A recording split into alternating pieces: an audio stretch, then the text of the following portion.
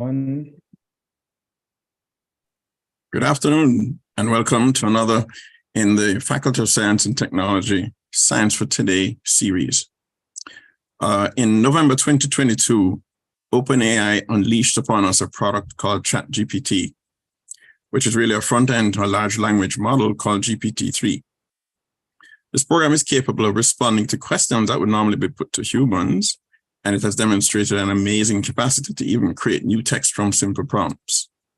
Of course, the ability of it to respond to these kinds of questions has created quite a stir within academia because of all the implications for student learning.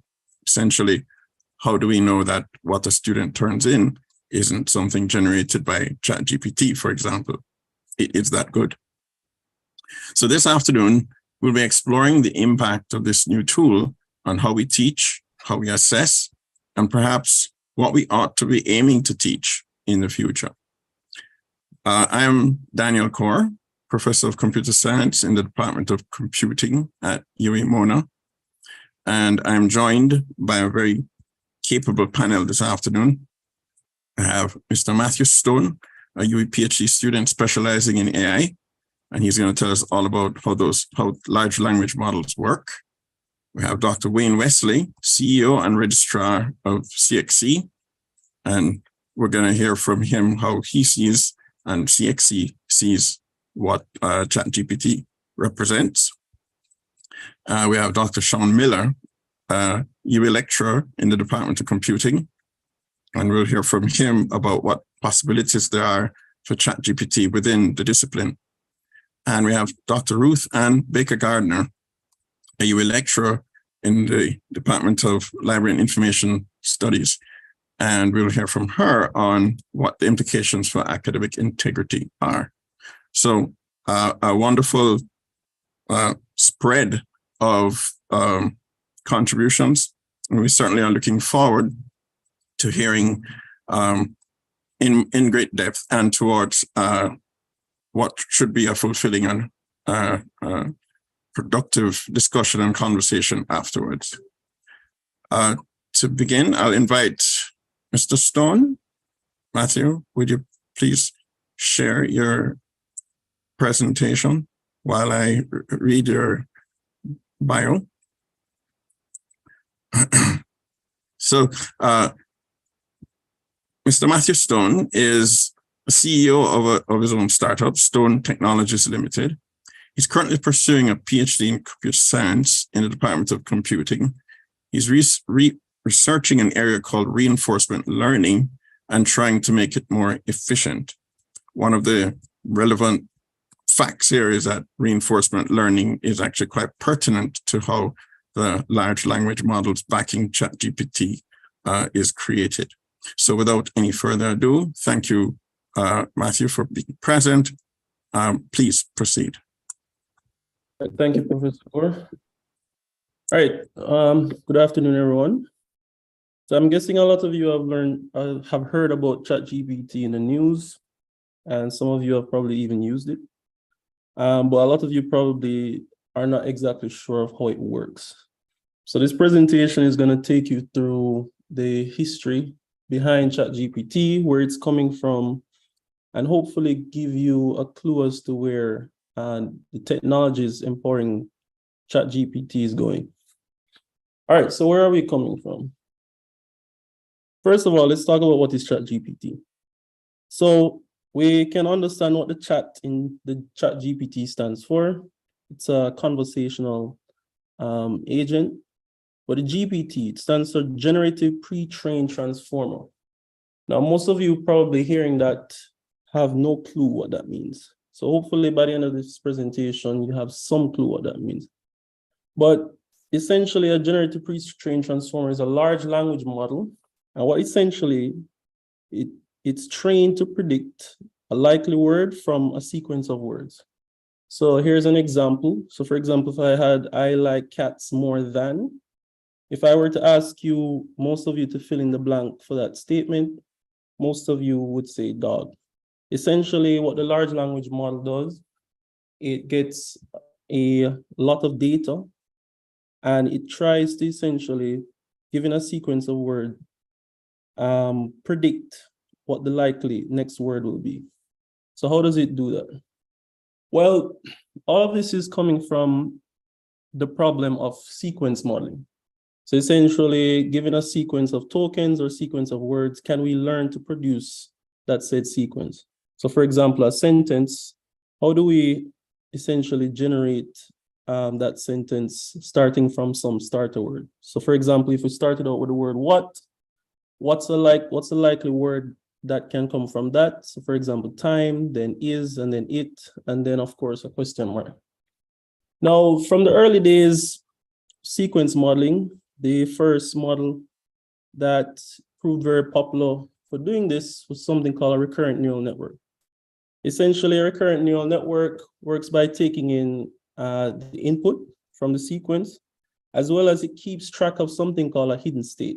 Think of the hidden state as sort of that thing that keeps track of the history of what it's learned so far, or the set of inputs it has received so far. So it uses all of that to be able to learn a pattern of how to generate further words or tokens in the sequence. Now, the problem with these recurrent neural networks is that they were not so good at remembering large or long sequences. So if the sentence was too long, it would struggle at essentially knowing what was said further down in the sequence. So some improvements were made on this model, most notably something called an LSTM. Essentially, to put it in simple terms, it works by forgetting some of the input and essentially just remembering the important parts of the input. So that way it doesn't have to keep a track of the whole sequence, but only keep a track of the important bits of the sequence that it is needed to predict the next likely word. Now, this led to some improvements, but it still struggled with predicting long sequences. So here comes attention to the rescue. So essentially, attention works by placing focus on the parts of the input that are essential to predicting that next sequence or next token. So essentially, instead of looking at all the tokens in that sequence or all the words in that sequence, you want to look at the words that are most important in figuring out the next word. So we have what's called attention. Now, in 2017, Google developed this model called the transformer. So in their heads, they essentially did away entirely with the recurrence model and simply used attention models alone. Now, this led to the development of the transformer. Now, here's a picture of the transformer architecture. I won't go into detail as to exactly how the architecture works, but essentially it works on the same principle. Given a sequence of words, it learns to place importance in that sequence on the words that it's required to generate the next word in that sequence. Now, GPT, how did that come about? Essentially, GPT was fusing a transformer with all the text and the data from, say, Wikipedia, Reddit on the internet. So they essentially trained this large, they essentially created a large language model with these transformer models. And it took all the data from the internet, and from that, it was able to essentially learn to predict all the text that it got from that. Now, essentially from here, it led to a big race in terms of creating these large language models using transformer architectures. So essentially what they did was they kept growing the size of these transformer models. So we went from GPT-2, which had about 1.5 billion parameters. So these are the actual configurations in the model. Essentially, the idea is that the larger these models, the more complicated sequences they can model. And the better they should get at the results they produce. Now, this led to GPT-3. I think this came out around 2020, thereabout. Now, this had 175 billion parameters. Now, with the release of GPT-3, this actually led to a lot of amazing things being able to be done by these large language models. So now, instead of just being able to generate text, now they can generate code if you ask them to. So this is an example of it actually generating some code. And some of these technologies are actually being used in coding tools that programmers use. So this is actually GitHub Copilot. You can also write essays. So this is an example of just asking a question. So you give it a prompt, essentially how these language models work. You give it a prompt, it uses that prompt as a form of context, and then it is able to predict from that prompt the set of words or a sequence of words that is most likely to respond to that prompt. Now, they've actually used GPT to even pass exams. So they've used it on the bar exam, they've used it on the GRE, they've used it on the SAT, they've used it on AP exams. I'm guessing someone by now will be trying to use it on the CSEC or CAPE exams. These large language models are also actually capable of creativity. So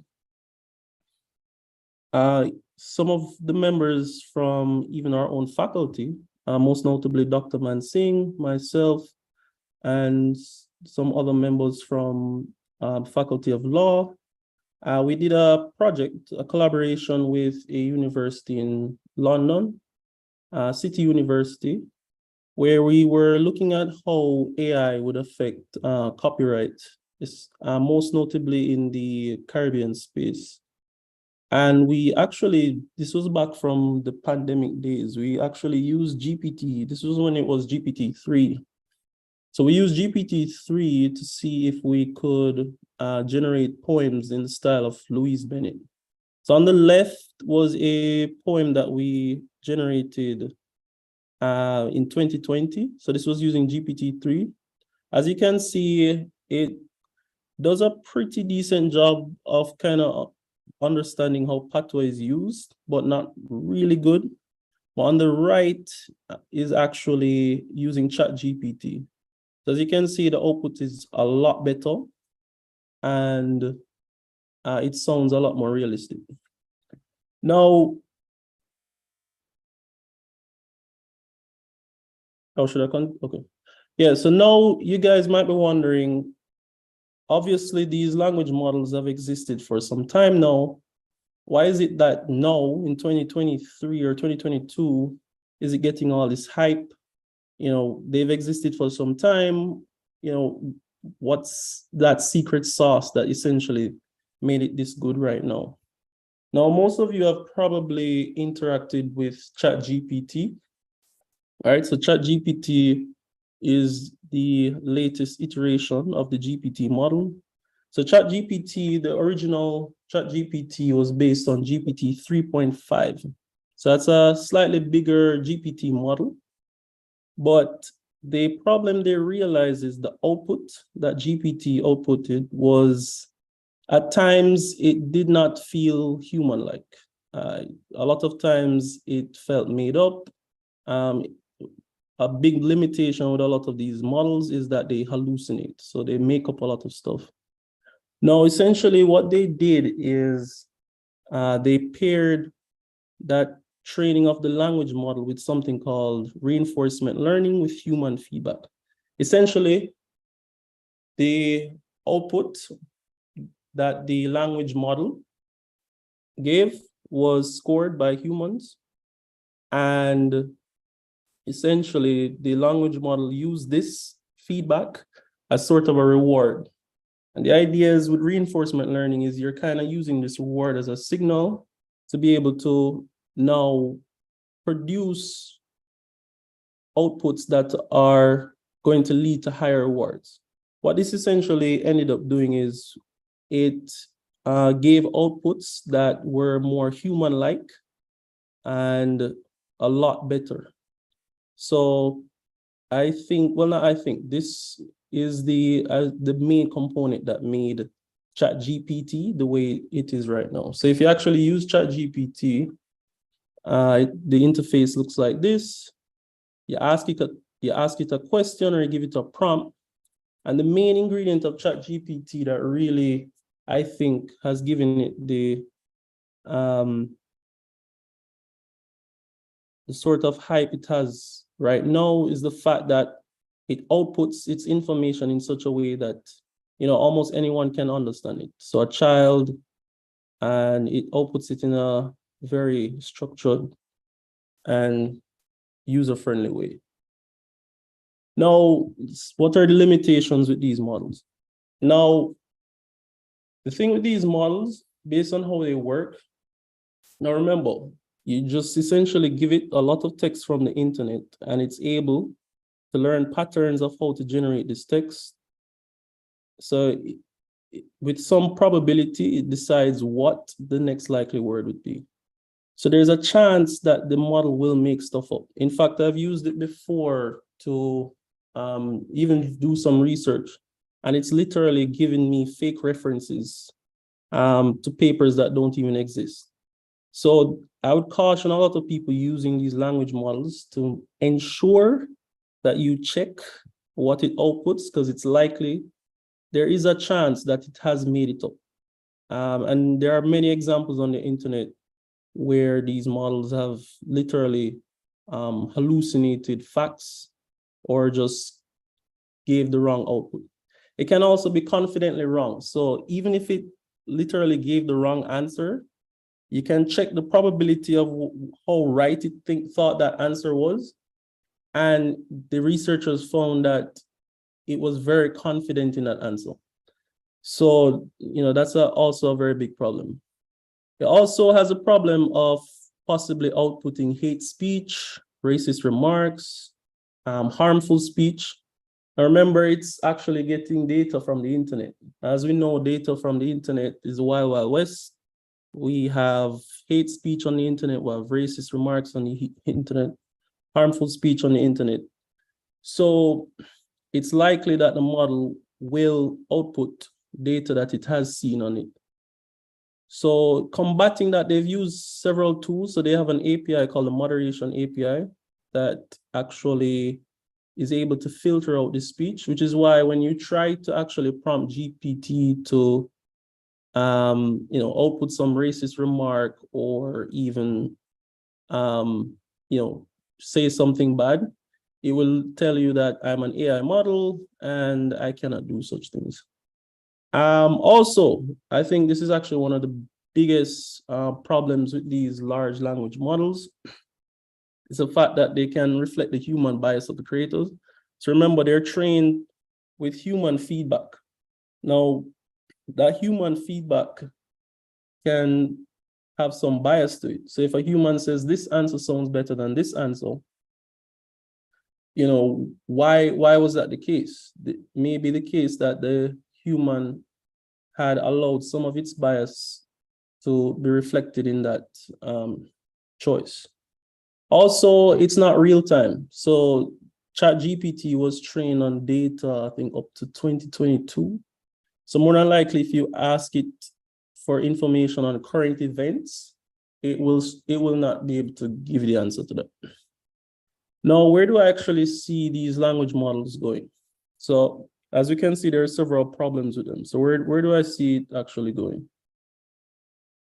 As we've seen, well, what I've seen in research is they're now moving away from just being able to produce text to also being able to understand other forms of data. So images, audio, video.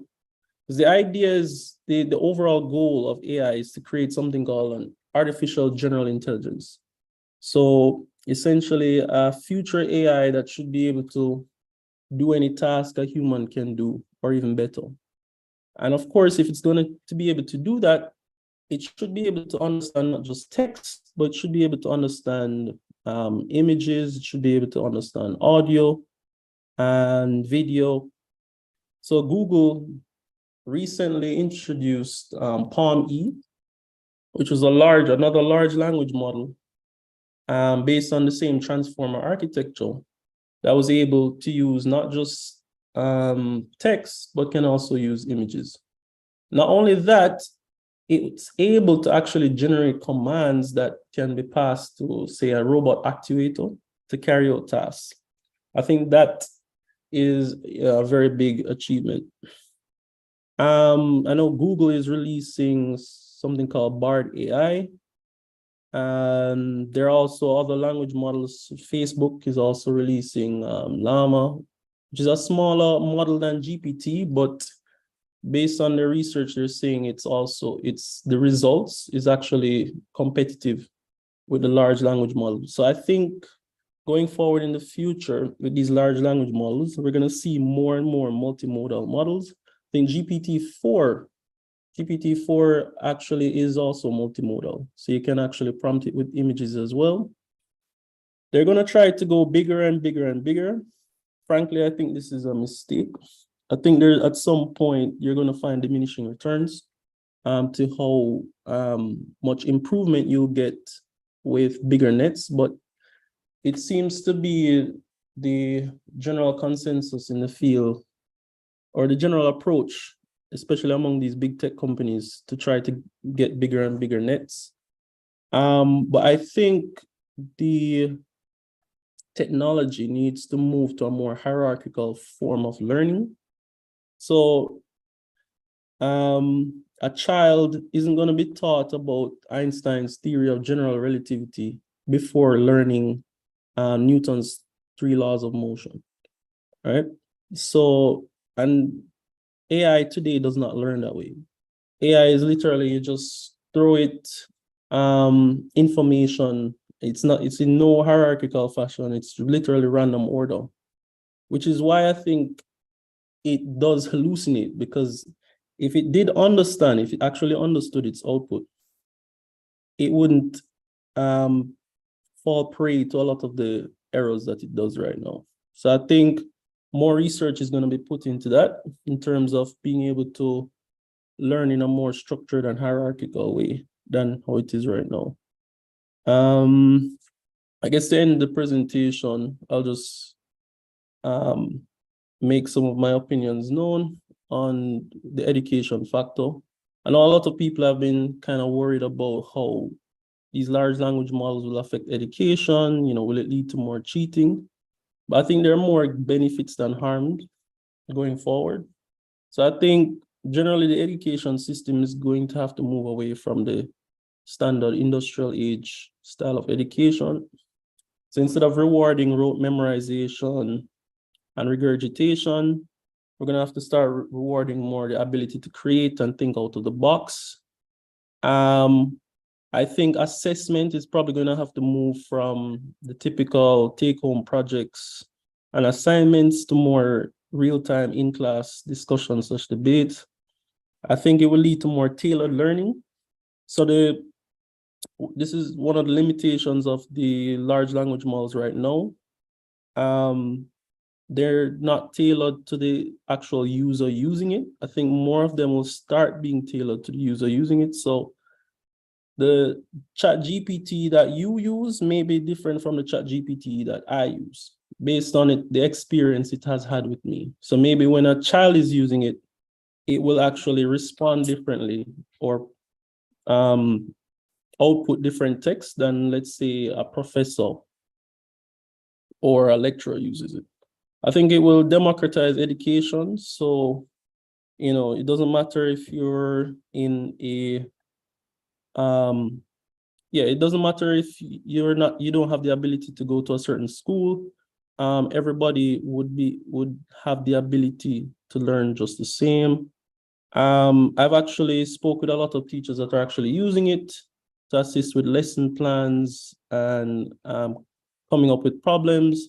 I think overall GPT, or generally any generative AI, will increase human productivity. I've even used it in my own daily life to draft emails, help with research, anything that involves me having to write. I've used ChatGPT to help me with that. Harms, disinformation, misinformation. So it's a powerful tool.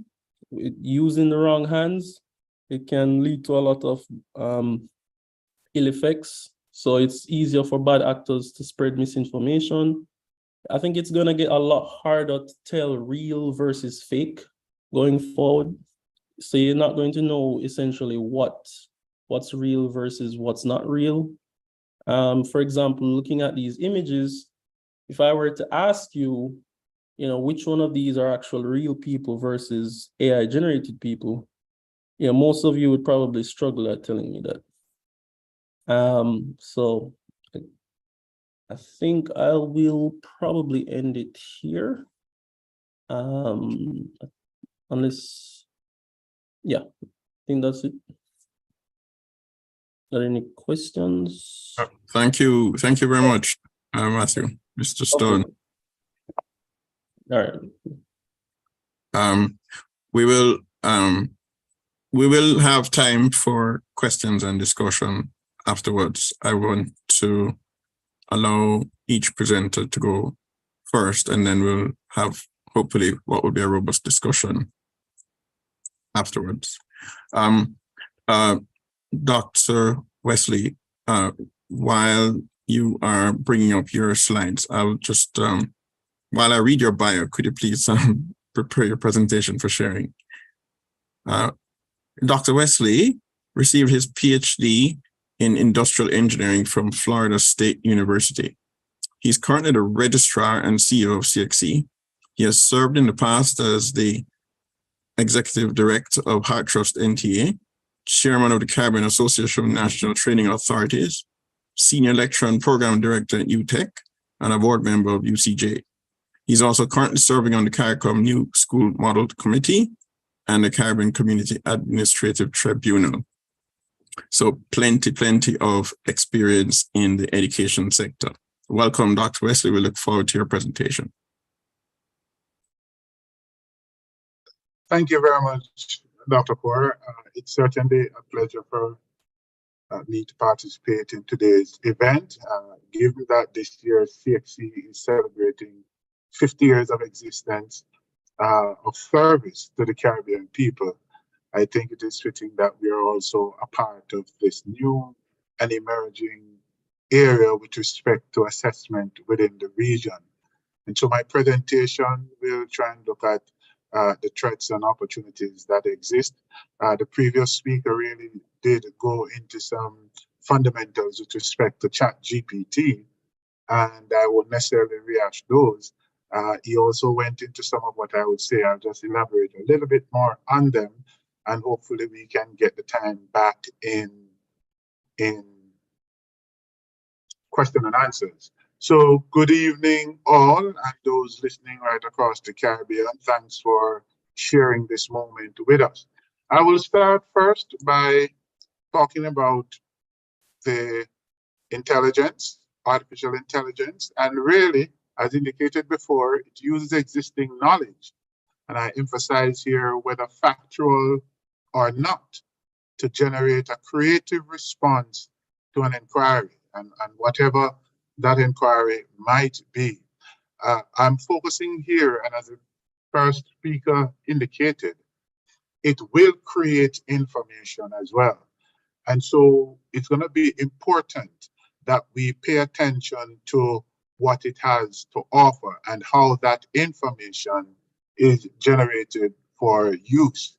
Accordingly then, I just want to quickly look at the evolution of content creation, because AI is simply another step in how we utilize information that would have been created and using that information to solve problems.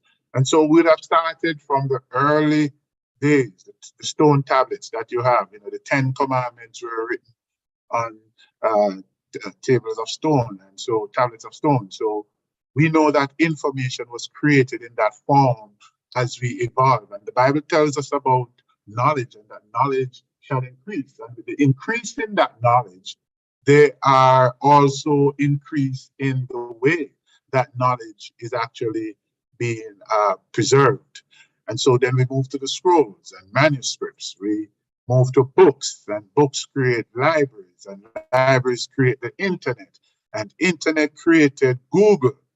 And when Google came on, you know, all of us got used to the idea of just Google it. Knowledge has been transformed and created in such a way that pretty much anything you want to do now, somebody will say to you, go Google it. Something is wrong with your laptop, you can Google a video. Something is wrong with your furniture at home, you can go and Google a video. Something is wrong with your car, you can go and Google a video, and you're given information that you can now use to solve your problems. Google, an assignment is given, persons will go and Google. So what we found when Google came on, individuals would desire less to go to the library as we know it. In fact, the library started transformation into an online database in preparation for what we have now been come to accept, the ChatGPT, which is now what we are grappling with. Now, ChatGPT takes that information, whether factual or not, and prepare a response, as indicated before, much as a human being would do. It mimics our cognitive capabilities in generating a response. And I pointed out before, it can do that if you're an artist or if you're a singer, whatever form. It can actually mimic that language form and give you a response accordingly. But even as recent as ChatGPT, guess what has happened already? Now we have ChatGPT-4, OpenAI, which was just recently launched. So now the creation and how knowledge will be utilized is already changing. We are not yet even fully digested ChatGPT-3, but GPT-4 is already on us. So what is this saying to us? This is saying to us that content and the availability of content and access to content will come in varying forms, and that will present to the education system a particular challenge. In this article from the BBC News, actually, this particular point was made, and I think the previous speaker actually alluded to it. However, like its predecessor, this is ChatGPT-4 now, OpenAI has warned that ChatGPT-4 is still not fully reliable and may elucidate a phenomenon where AI invents facts or makes reasoning errors. So we have to be very cognizant of this, and even if we begin to incorporate such within the education space, we have to provide an environment in which we allow for the errors that are inherent in the current artificial intelligence software are mitigated through the provision of support. So having said all of that, at the Caribbean Examination Council, we are still not averse to the utilization of AI. In fact, our particular position is that AI must be embraced. Technology must be embraced. But as we embrace that technology, we should put in sufficient safeguard to protect the integrity of the teaching, learning, and assessment process. So safeguard against plagiarism. Because you know that, as pointed out before, if students are using this to generate their term papers or whatever, then we have to make sure that there is a mechanism in place to safeguard against this from happening. At the Caribbean Examination Council and within our own regional space as we administer assessment, we would have developed our own quality assurance mechanism that built into it our own plagiarism policy. In fact, we do have a zero tolerance once it is detected. And our double layer quality assurance system, where part of it is done at the Caribbean Examinations Council and part is done within the school system, and a validation process ensued to ensure that the work being done and produced is that of the student. So all our subjects are actually would be subject to this policy position and provision that we have. In fact, to our quality assurance mechanism to ensure that we guard against plagiarism. So this is going to be something that is critical as we seek to protect the integrity of the teaching, learning, and assessment process. We also have to be very careful that it doesn't facilitate what I call intellectual laziness.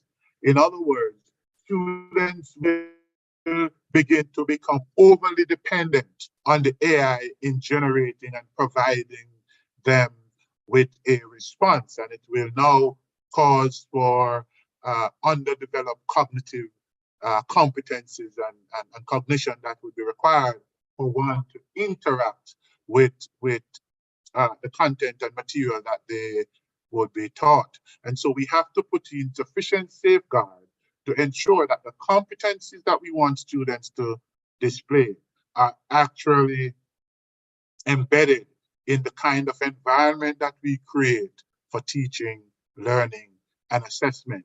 And the other safeguard that we have to put in there, as I pointed out before, it uses factual information and sometimes information that is not factual. So we have to have a process in place that will assist in the verification of that information, the ability to test the veracity of that information. And that's where teachers and educators will have to be a bit more vigilant in their supervision of what obtains in the classroom. So these are the three quick areas I want us to contemplate as it relates to us embracing AI, but implementing the requisite safeguards to ensure plagiarism is not something that becomes a reality, or intellectual laziness. It would have been, well, development of intellectual laziness and our ability to verify the information. So what of the impact on teaching? So the first one here, we know sometimes within the teaching profession, it is difficult to find content and material to help supplement the subject matter that teachers are required to deliver. And so in their preparation, teachers can use the ChatGPT as an additional source of content material. Of course, with the requisite verification that the information is correct. And this will help to enhance the teaching learning process. So when we talk about additional resources, if we think about a subject for which the teacher is perhaps needing an example of an essay, an example of what is right from what is wrong, they can use ChatGPT to generate that content and then engage the student in a process of analysis, inquiry, comparative assessment of what is being presented, whether or not what is being presented follows a particular sequence and addressing the challenges that they're trying to address in the problem-solving situation that they might be exposed to. So there are a variety of ways that this can help to supplement the content material for the subject being delivered where there are challenges in identifying suitable material for learning. There's also the need here for teachers to keep, or educators in general, to keep abreast with technological developments, because ChatGPT has come now and it has demonstrated that it has the ability to do things where knowledge exists about it, and also now showing us that if the knowledge does not exist, I have the intelligence to just create it and make up these facts, right? Trying to think like a human being. So teachers themselves will now have to evaluate how they utilize this information. And be very much au fait with what is happening in the technology space, because students are moving ahead. They find this enjoyable and interesting and intriguing as they interact with the technology in the digital space. It should facilitate dynamism in delivery approaches. Teachers will have varying ways of using this. You can actually give students assignment just to go and use ChatGPT to see what it comes up with on a particular topic they're discussing in class. And then when they come to class, they have varying material with which they can interact and determine whether or not what is being said is accurate, and how we can determine if it is indeed suitable for the content they are covering. So there are several approaches that can be utilized. So teaching will be impacted, but it has to be in a controlled environment. And later on, you'll see when I'm talking about it requiring greater vigilance from teachers. Now, the impact on learning, here the need is going to be to focus more on competencies with appropriate content coverage, because as you can see, content and knowledge, you can get that pretty much anywhere. So there's no need, again, for students to be regurgitating knowledge, because knowledge is available. The need now is for us to place greater emphasis on the competencies we want students to acquire and achieve as they progress through their learning experiences and encounter within the classroom environment. And so whatever we're doing now, we now have to give greater focus on competencies being acquired.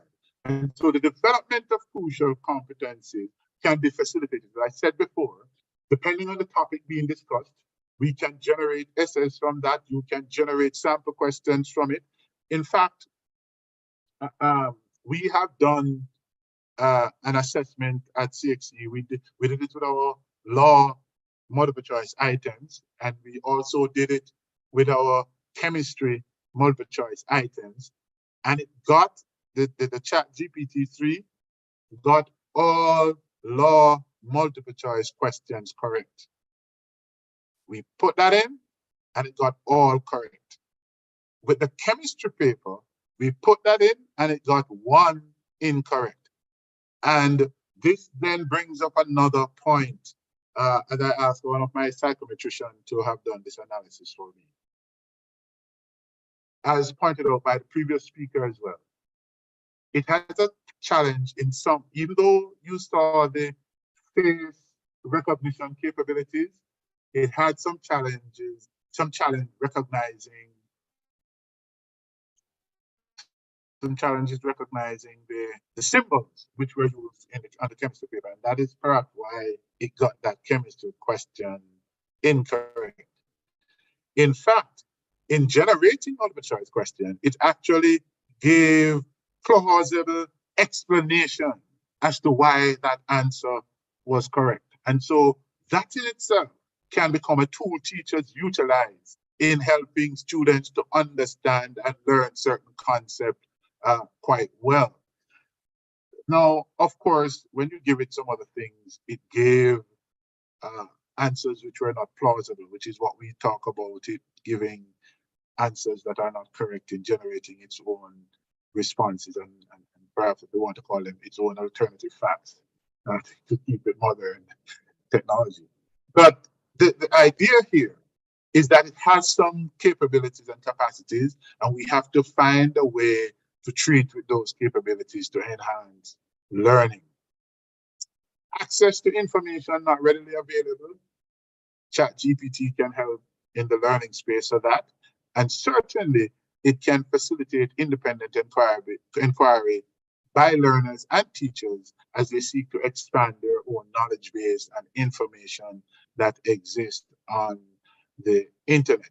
So there are opportunities then for us to rethink, and that is how we are recalibrating our assessment at the Caribbean Examination Council to give greater emphasis on the competencies students are required to display, and less so on content. We are not saying content is not important. Content is important and very valuable because it is the basis on which certain decision is made. But we will no longer focus on regurgitation of that knowledge or recall, right? Because we are now focusing on how will students interact with the information given to them to solve problems. So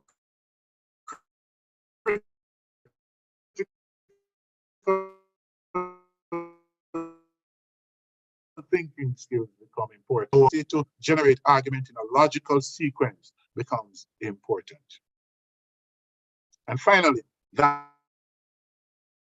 of the impact on assessment. I just relate to you the fact that we have put it to the test and it would have done certain, it would have done certain assessment and did it well.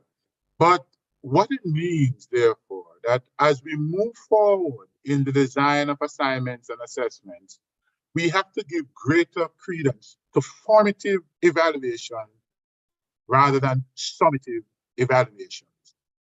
And the formative evaluation allows us to assess students' competencies as they progress through the education system and acquiring these competencies along the way. We can validate them as we go. So it will require greater vigilance regarding design of assignments. You can't just give an assignment now that can be generated by an artificial intelligence system. And now we have to think carefully as to how we incorporate that in our operation. It will require a greater level of discernment of the abilities of our learners. So teachers will have to have greater level of interaction and dialogue with their students to ensure that they understand at a deeper level the students' capabilities to perform and deliver certain work. And from the summative point of view, throughout the year, if you are tracking the progress and watching how the student is performing, you will have a greater chance of mitigating the impact of ChatGPT on how students perform within the school system. I must say at the Caribbean Examination Council, none of our assessment really, persons would have access to ChatGPT to assist them in generating our final paper. So that is not necessarily a threat. Our final examinations are done under strict conditions, even our e-testing examples, where students will not have access to any other device while interacting with our assessment platform. Our final examinations are also done where students will not have access to online devices or any such internet access for us to have that impact of ChatGPT impacting their performance. Our SBAs are also not summative. Our SBAs are actually a formative assessment that should be executed over the year rather than at the end if that is being done right now. And if we follow these formative assessment principles, then the impact of ChatGPT would be minimal. And certainly, the utilization of a progressive assessment framework that will now see us checking in and validating students' performance as they progress throughout their learning engagement within the school system. So as they progress through the school year, we are assessing as we go. And that way, you, a student at the end of the year, don't suddenly provide an essay that is beyond the student's ability that you would have become accustomed to because you were interacting and finding out, monitoring the student's progress throughout the year. And of course, a formative assessment should yield greater benefit to the student, as the student will benefit from continuous improvement and opportunity to improve their performance as they move throughout the year. Ladies and gentlemen, it's going to be quite an interesting time. I think the technology is here for us to embrace, to be utilized, but we must put in the requisite safeguard that will allow our teaching, that will protect the integrity of our teaching, learning, and assessment processes. And that means that there are some policy implications for our educators across the region with respect to teacher education, capacity building, and the utilization of technology within the teaching learning space. Ladies and gentlemen, thank you very much for your time, and I'll be more than willing to answer any question at the time so appointed. Thank you very much for listening. Thank you so much, Dr. Wesley. Wonderful. I'm actually very, very, very pleased to hear that CXC has taken a wholesome view of ChatGPT, not one of let's ban this thing because we can't control it, which we've heard some school systems respond in that way. And I think the approach that I'm hearing coming from CXC is certainly the way to go. Let's not fight what is inevitable. Let us figure out how we're going to make it work for us and enhance everything that we do. I had said that I would have all the presentations first, but actually we've been getting some questions from the live feed on YouTube. And so I thought perhaps it might be more useful actually to field some of those questions directly. So I'm going to pause between the presentations to actually do that. The first one for Matthew came from Ravel Chambers, and this one is asking, what happens to each prompt that is entered over time? Are those discarded?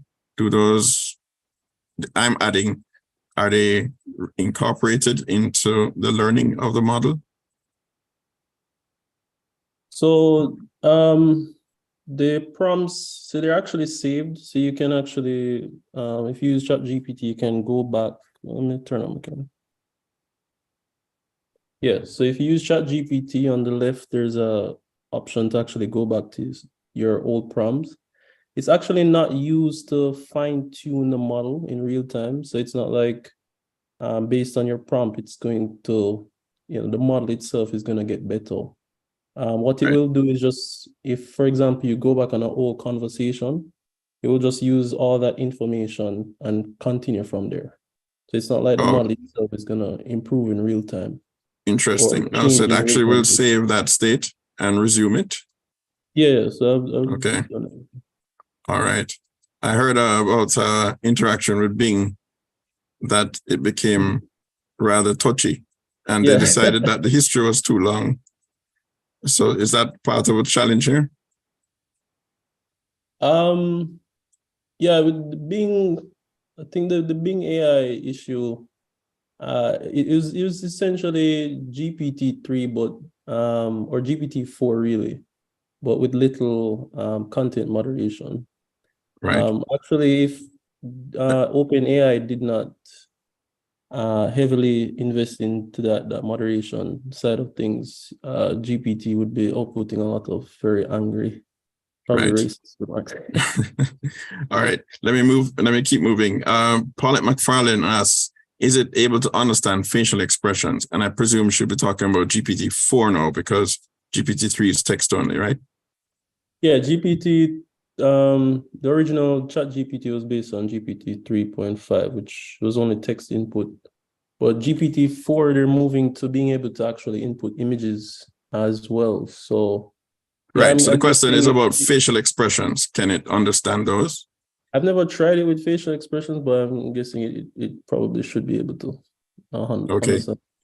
And this one from Marveline Singh-Wilmot, she had asked, which of those images that you showed were actually AI generated? I guess at this point they're gone, but all of them had a feeling. And okay, I think I'll save the plagiarism question. There's a question about plagiarism. Is it plagiarism if you input the data and synthesize it? I think I'll save that until Dr. Baker Gardner speaks, and that can perhaps be saved for the end. I'm seeing some endorsements of the ideas that Dr. Wesley presented. Says perhaps this was Elizabeth Montoya Steeman. Perhaps we have to provide students some material and have activities where they can discuss the ideas. And that you were actually saying some of those very points, Dr. Wesley. Dalton Lewis asks, how will a legal framework around this be crafted from a local perspective? I'm not sure who might feel that question, but I suspect it was perhaps aimed at Dr. Wesley because it was while he was speaking. Well, and that's why I ended the presentation earlier about the policy imperatives that will have to be addressed in all of this, because the issue of plagiarism is true, and the fact that ChatGPT doesn't give credit necessarily, I think perhaps it's something they will be working on. It doesn't necessarily give credit as to where it generated the idea from, will cause some concern with respect to intellectual property and the utilization of certain phrases. So That's right. the legal framework then will have to address copyright issues, and within the context of the proliferation of knowledge, who owns the right to information that is widely available on the internet, and also ensuring the appropriate recognition is given to wherever we have received the source of that information. So. Yes, and that's going to be an issue. So, and I want to allow Dr. Baker-Gardner to say what she has to say with regards to that before we go into a fulsome discussion. And I probably should not have allowed that question to pose first at this stage. But this question actually was perhaps more specific to you. Janet Johnson says, I have an essay to write. Can I use ChatGPT and wouldn't it be penalized? Well, that's what. Well, one of the things I've indicated is that teachers will have to be very familiar with students' ability. They have to develop a greater level of discernment, interaction with students to know what they're capable of and what they're not capable of. So a submission of a piece of work shouldn't suddenly jump somebody from D all the way up to an F if it is that person showed certain deficiency. But that being said, of course, if one utilizes ChatGPT to at least frame out something, that it will, for the student to do well, the student needs to go and do some verification. Is the information correct? Because once it is presented to the teacher, all content will be verified and all of those things will be checked to make sure that what is being put forward is actually accurate and not a fallacy, right? Or not information created that doesn't really exist anywhere. So from that standpoint, we just have to be very careful and that is why assignment now should no longer be just turning a term paper, because if that's the case, there's somebody who can write it, right? And exactly. The aim here is competencies that I pointed out before. The aim from a teaching perspective, what are the competencies students are displaying? It's not just a grade now. And exactly. On competence, then we have to now design things that pull those competencies to the fore. Right.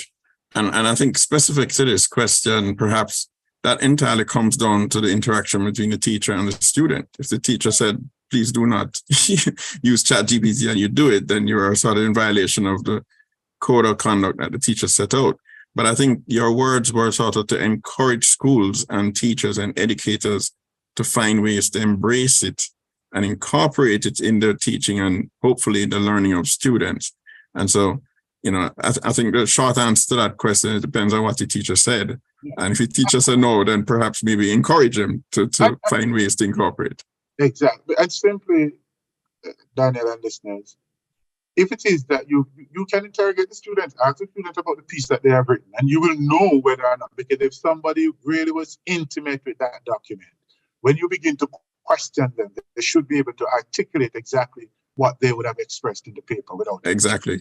And that comes back to what we're trying to assess. When you ask a student to write a paper, what exactly were you hoping that they learned? And when you assess what you're hoping, and we're going to get to that in the discussion. But okay, so one last question. Progressive assessment will be based on the school standard or CXCs? I think that was speaking to your last slide. Yes, the progressive assessment will be based on competencies, standards developed for the competencies that you want students to acquire as they progress throughout the school years. There are several competencies now, critical thinking, problem solving, analysis, all these things. Once you begin to lay the standards for those, then assessment of the student will be against those standards as they interact with the learning material that would have been provided to them. So it won't be a school-based standard, because school-based standard you cannot control. And remember now, as a regional examining body, it is important that we maintain standard so that whatever is done in Trinidad and done in Barbados or in Guyana, Jamaica, St. Lucia, Dominica, Grenada, we should be able to say this standard is the same right across the region. And so it cannot be school specific or country specific. It has to be driven by what the international standard for these competencies are, and assessment done against those. Okay, wonderful. I suspect we'll have more to say about that after all the presentations have been made. At this point, now I'm going to invite Dr. Miller. While I read his bio, please go ahead, Sean, and begin to share. Dr. Miller received his PhD from UWI. Department of Computing. He is currently a lecturer in the Department of Computing. As an AI enthusiast with a healthy obsession in the process of creation, he's driven to discover new paths that will have impact on the world and improve the lives of humankind. Straight from his bio, not my words. Welcome, Dr. Miller. We look forward to hearing your presentation.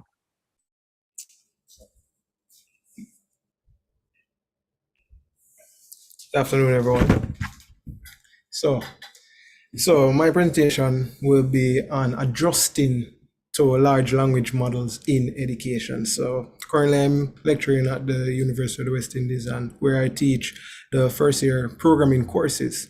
And ChatGPT has really upended some of the assignments, and want to talk about how can we actually get into some of the examples of how can we adjust to learning large language models as it relates to education. Nice. So the fact is, large language models are here to stay. This technology is definitely rapidly advancing, as you saw in the previous presenters. They're rapidly advancing, and it has the potential to revolutionize the way we actually learn and communicate and pass on knowledge. Not only are they here to stay, but students will have access to them, whether or not they are abandoned the university ground or whatever high school the students are at. They will have access to it and they will use it. So it can either be an amazing tool to supercharge the learning process by, if educators incorporate them into planning how they plan the lesson, or can be simply a tool for cheating if we don't take them into consideration when we're developing the course material. Now, the outcome depends on whether or not the educators, such as myself, adjust to this new technology, and there's actually much benefit to adjusting to this technology and finding ways to incorporate it into the teaching. But what can we do really? Well, we need to see it as a tool to support learning, as the previous presenter made very clear. We need to see it as a tool that helps the students to dig deeper, helps the students to understand how different topics relate to each other. We see it as a tool, all right, to support the learning, and not simply as a means for to get easy access to assignment answers. So they have they have capabilities that can be of great use in the classroom. Right, it's able to explain complex topics in simple terms. I find that very useful when doing certain lectures. I want to bring across a certain topic that students might find difficult. To say, all right, let ChatGPT find a way to explain this in the, like, as though it's relating it to a 5-year-old. And when it does that, I, who know the material, would sift it through and see if it actually makes sense, and then present that and say, okay, to generate ideas right there. It can engage in conversation around that specific topic, and does all of this in clear human language. So there's much benefit here, and we can leverage these capabilities to enhance teaching if we take them into consideration when we design the course materials. So most of the adjusting obviously will be on the end of the educators, and for large language models to be a tool for teaching, educators must make large language model work for them. So we have to make it work for us. It's not, as previously mentioned, just as simple as banning this thing. And if it's going to work for us, we have to figure out what it can and cannot do for our specific domain. So an individual teacher, individual lecturer would have to interrogate or put his or her material through ChatGPT to see if it can just simply generate the correct response. So are we checking for whether or not the student gets the correct answer, or are we checking for the process of how they got to the answer? Can it explain? We have to figure out what it can and cannot do as it relates to our particular domain and also the learning outcome that we desire.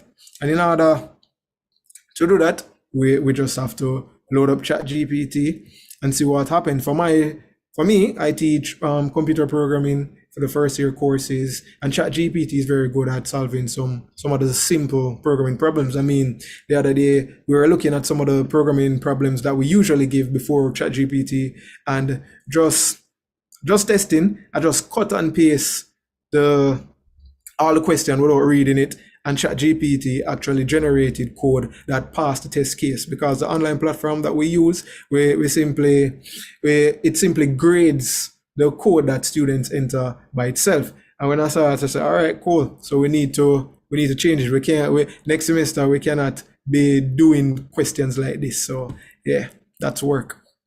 The next thing we need to do is we design course material with these models in mind. So after we find out exactly what it can and cannot do, we need to design course material with this new tool, with large language models in mind. Because definitely if we don't do that, then the learning outcomes won't be achieved, since students will simply use it. And the truth will be revealed during the examination, because they won't be able to use ChatGPT then. Now, what it can do will be specific to my course domain. So I am doing programming courses, so I'm looking, all right, cool. What can this do? So for me, it can understand a simple problem and produce an answer. So right, it can write simple code. Here, it answers a simple programming question to find the average of the absolute value of 3 numbers. So this is very simple. Now, this says to me, as an instructor who wants the students to understand Python and basic programming for themselves, that this is not a good assignment question to give. This is just asking, all right, just write code here to do this. This is probably not a very good indicator whether or not the students understand the language, understand programming, understand Python itself. But it can also explain the code that it wrote. So it goes ahead and explains the code. So this might be integrated, the explanation of the codes, all right, write code or generate code that does this and explain it. So this might be integrated into an assignment or tutorial as a means to spark conversation, similar to what was said by the previous presenter. More of a tool that helps teachers and students to have deeper conversations about things that they would normally get into during the lecture time. Because what we'll find as we teach is during the tutorial sessions where students have the ability to really interact and ask questions. That's really where a lot of the learning takes place. And ChatGPT could actually be a tool. The large language model can be a tool that facilitates students getting to that place quicker by having assignments like this.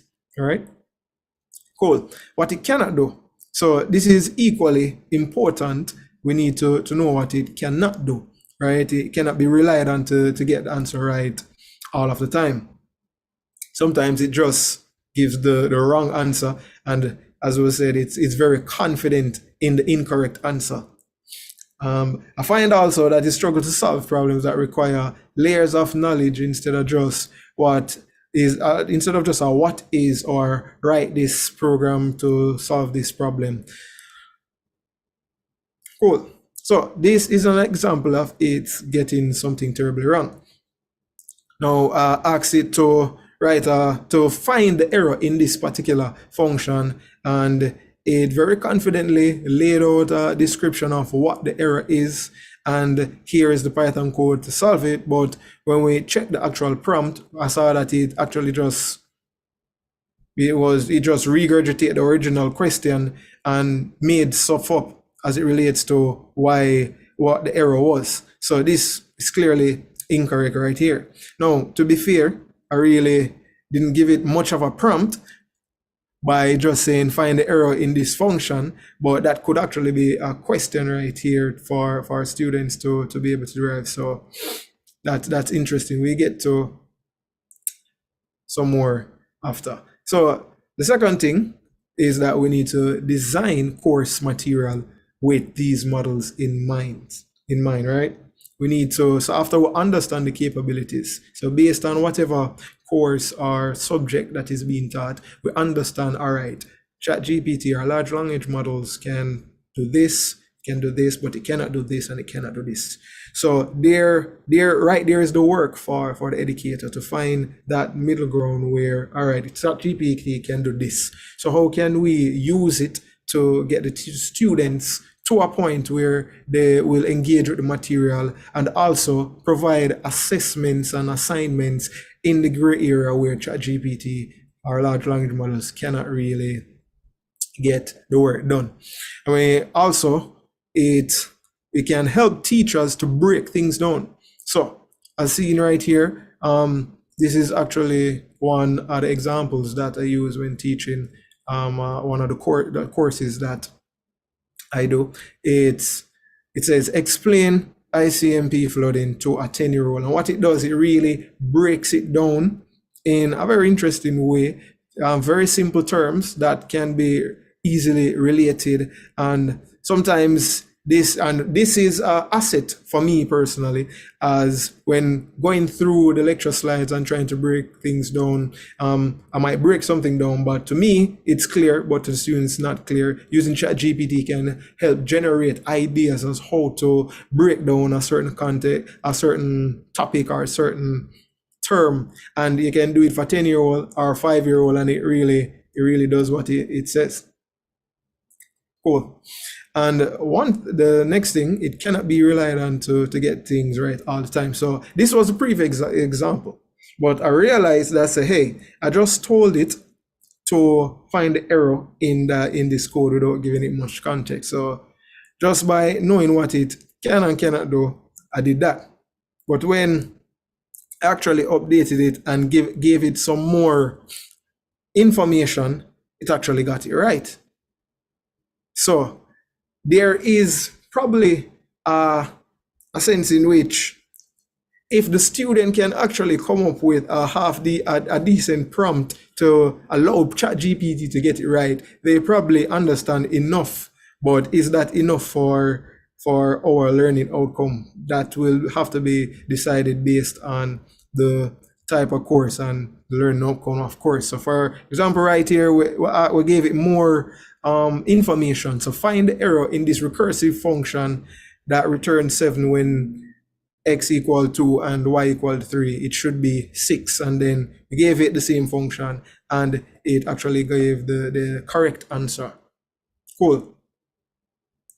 Yes, so setting a question around the use of large language models like this may look something like find the error in this code and explain the solution. Well, ChatGPT can explain the solution as well, but the student will have to be able to explain the solution on his term, his or her term, and in his or her own voice. And that might be the way to assess if the student is learning what the lecturer or the teacher wants. Cool. And as I said, educators will have to adjust based on what they teach. So right here we saw where we asked you, what did Aslan allow? Why did Aslan allow Edmund to come back even after Edmund betrayed him to the White Witch? This is from The Lion, the Witch, and the Wardrobe. So it's a literature book. So based on what you teach. You can determine, all right, what can ChatGPT do and what it cannot and cannot do. And this is me following up with different conversations. So it's really on the educator, on the lecturers and the teachers to know what the learning outcome is, be very clear on what the student should be able to do at the end of this course, at the end of this class, and then design materials in such a way that ChatGPT can be an aid and not a hindrance. So that's what we have for you today. Thank you. Any questions? Thank you very much, Dr. Miller. I actually very much like that you've identified things that it can do, things it can do, and that somewhere in between it's possible for a student to get it to do something that it perhaps gets the right answer, and the student had to know a little something, and there's an open question, is that enough? Is that enough to meet the intended learning outcome? And that's, I think, something that we're going to have to struggle with as educators. How do we balance the questions, the prompts in such a way that even if they can use ChatGPT and get the right answer, that we end at the right place, that what they've learned is what we hope they would learn.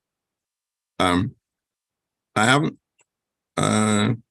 okay, I understand that there are some questions there, but they're kind of general, more about the plagiarism issue, and I want to save that until after Dr. Baker Gardner has given her talk. So thank you very much, Dr. Miller. I don't see any immediate questions for you, but certainly you will be involved in the discussion post-presentation. Dr. Baker Gardner, I will now introduce you. Please proceed to share if you can.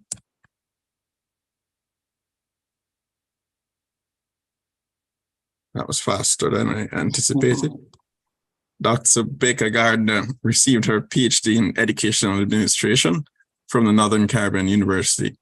She serves as a member of the Executive Committee of the Library and Information Association of Jamaica. She was awarded both the Library and Information Association of Jamaica Information Professional of the Year in 2017 and Community Service Awards by LIAJA in 2017. She's a member of the International Center of Academic Integrity, and she recently released her first single-authored book titled Academic Integrity in the Caribbean, Plagiarism Policies, Perception, Prevalence, and Possible Solutions. Alliteration right there. So certainly we look forward to hearing her perspectives on how ChatGPT will have any influence, if and well, to what degree, and perhaps maybe what might be able to do about it. Thank you, Dr. Baker Gardner, for being here. We look forward to hearing your presentation. Please proceed. So let me first greet the organizers of this event, fellow panelists, and the audience. I am more than delighted to be here. And I actually attended a similar presentation that Michael did on this 2 weeks ago. Even the very title was similar. The Caribbean's immediate response to ChatGPT is not so much though about its advantages, but it is fueled by fear of how students will use ChatGPT to facilitate cheating. It is interesting that a very thick blanket of silence covers the discussion of plagiarism in the Caribbean. And I say plagiarism because the concept of academic integrity is not as well known. But as soon as you say the word plagiarism, especially in the tertiary context, people understand what you're talking about. So in reality, in terms of its academic integrity system, the Caribbean is about 15 years behind places like United States, Canada, and Australia. We have plagiarism and academic integrity policies, but for the most part, we have no systems for academic integrity. And these systems are represented by the Academic Integrity Center, websites featuring academic integrity resources, and so on. The region is so far behind that I had to ask the International Center for Academic Integrity to add Jamaica to their list of countries so that I could register for the conference, which ended last week in Indianapolis. So the Caribbean does not yet have a significant presence on the academic integrity stage. So that was some background.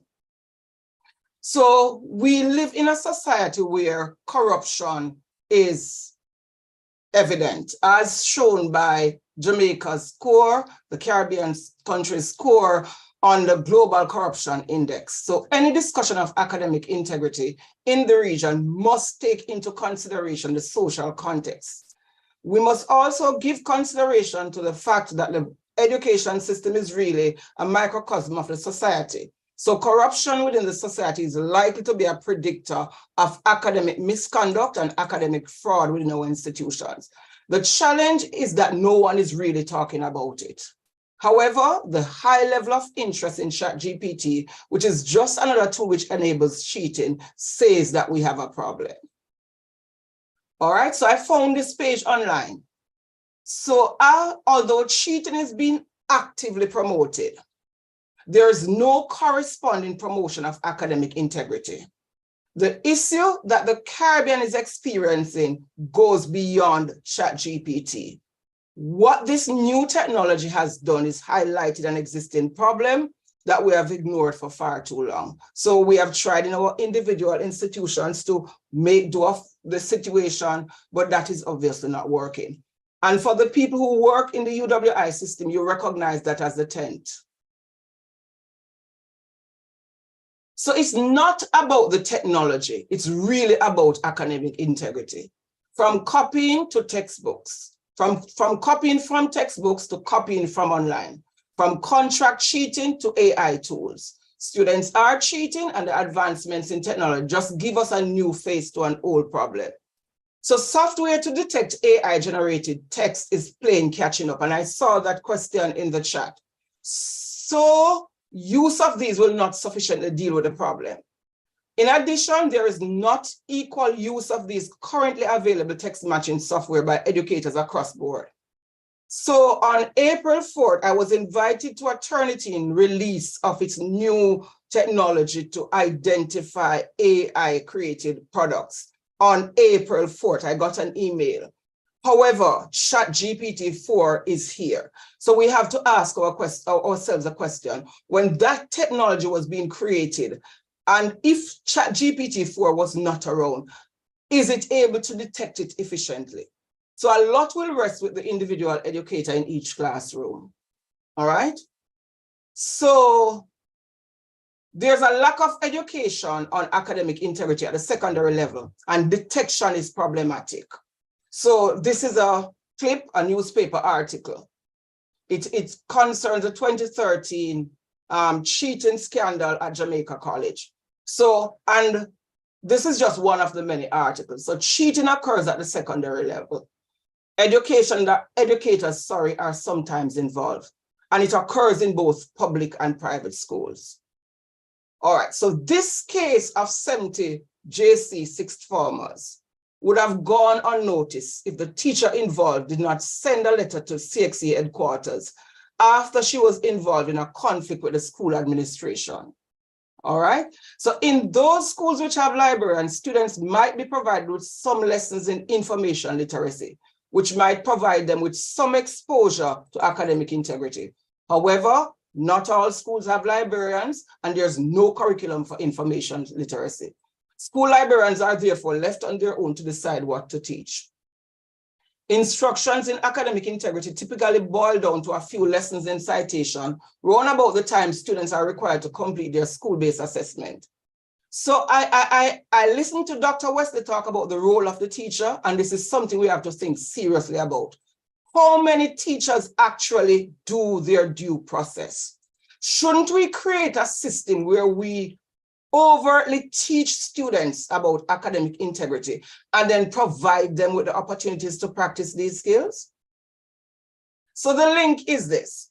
Cheating behaviors are learned and practiced at the secondary level, and this is research-based. Students then engage in these same behaviors at the tertiary level. The behaviors are very difficult to reduce and eliminate once students enter tertiary institutions. And I am sharing with you briefly from a significant research I did. All right, and this is a social sciences forum. So social sciences students represented 38% of that sample. It is important to talk about the fact here that the interest generated by this piece of research completely surprised me. I handed out 1,040 questionnaires, and we know how students don't like to do these questionnaires. But at the end of this, I got 1,039 completed questionnaires that could be used. So only one was discarded, and it was because it had no demographic data. The students, when I went to collect the data, engaged me in discussions, and even some of the lecturers got involved in the discussion. So they were engaged in what was going on. But I want to share just a snippet of the data that I collected. All right. So in order to get an understanding of students' favorable attitudes towards cheating, we need to pay attention to the first 5 items. And I want to also mention that Walcott from one of the other UWI campuses, I'm not remembering if it's Caville or St. Augustine, also did a research among computer studies students and found favorable attitudes too. So the sum of strongly agree, and undecided for all of the first 5 items ranged from 37.8% to 51.3%. So many of the students in our institutions do not share the same perception of cheating as the institution. When 31% of a sample does not agree that plagiarism undermines independent thought, then we know that the arrival of ChatGPT has just raised the stakes. Once students have a positive attitude towards teaching, the method that they use, the method that they use to cheating does not matter. But what's also significant is what I put in blue. Students were saying, talk to us about it, teach us about it. I also want to share a little bit of the qualitative data. So from this 1,040 students, 267 of them gave qualitative data. Now, this is high considering we know that students don't really like to write. The greatest number of concerns were with the penalty for and severity of plagiarism and the need for education on plagiarism. Again, we have startling data. 33% of those who were concerned with the penalty for and severity of plagiarism believed it was wrong but could be justified, and 10% believed it was acceptable. Now, in terms of research in plagiarism / academic integrity in the Caribbean, we are just emerging, just joining the discussion. So we currently have 6 publications, and 3 of those 6 are publications that I did. So the Caribbean is a late arrival on the academic integrity scene. I contacted 2 of the authors to explore, 2 of those other authors to explore the possibility of collaborative research. However, they indicated that academic integrity was not their research interest. And the articles were written in response to issues in their classes. And they were both lecturers in computer sciences. All right, so what I've done is summarize the research findings from those publications. So like elsewhere, Caribbean students are cheating. The Caribbean has a punitive approach to academic integrity, with all HEIs having a policy. And some of those policies were so short that when I did an analysis of the policies, I had to exclude some of them. Most of these policies need to be revisited based on the literature. The attention in the Caribbean is focused mainly on plagiarism. So some institutions offer ad hoc educational sessions, mostly through the library and foundation writing courses. So at no point do we see our students getting any organized education and academic integrity. One of the factors identified as contributing to plagiarism in higher education is lack of instructions at the secondary level. And 3 of those 6 papers found that to be the case. Students have indicated a need for education on academic integrity, and education on academic integrity has been effective in changing knowledge and attitudes of computer students. So ChatGPT has generated considerable interest, but the issue is not being correctly framed from my point of view. So there is a panic response to ChatGPT. There are seminars and webinars to talk about the issue. However, the challenge is not being framed as an academic integrity issue. as the concept of academic integrity is not central to the educational discourse on ChatGPT in the region. All right, I want us to just glance a bit. This is Australia's Australian government Tertiary Education Quality and Standards Agency. It's their accreditation institution. And they position academic integrity right in the middle of their webpage. So their HEI sector is therefore better able to deal with the use of AI as a cheating tool, as they already have an existing structure for academic integrity.